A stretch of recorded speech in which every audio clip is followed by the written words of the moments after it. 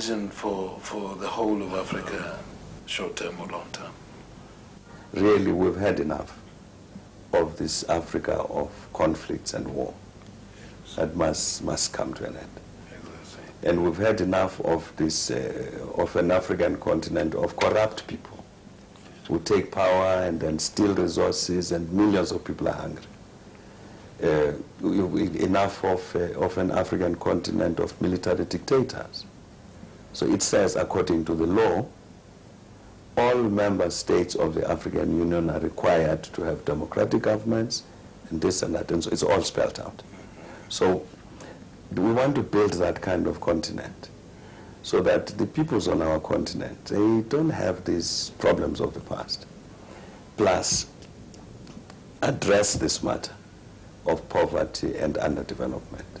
We've got to overcome a lot of bad history of the continent. And the truth of the matter is that there are people on the continent who grew up in an earlier period, and they're accustomed to precisely the forms of government against which were opposed, to which were opposed.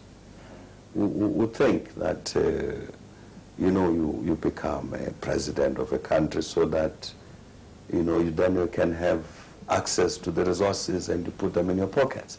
Exactly. In truth, I'm saying there are people who grew up during that period and they still think now that the fact that I'm sitting in some senior position, it gives me access to these resources. But the African Union in the Constitutive Act is saying that that must come to an end.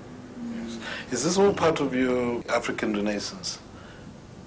Yes, very much so. I mean, the word might look complicated. It really, we are saying, it's an African rebirth.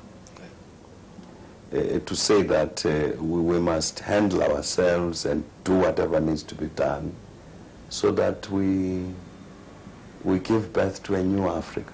Yes. Of peace, of stability, of prosperity. An Africa which, you've had a situation where a lot of people in the world, when they think of the African continent, they think of famine.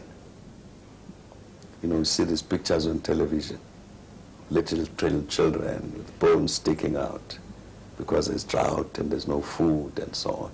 So the conception develops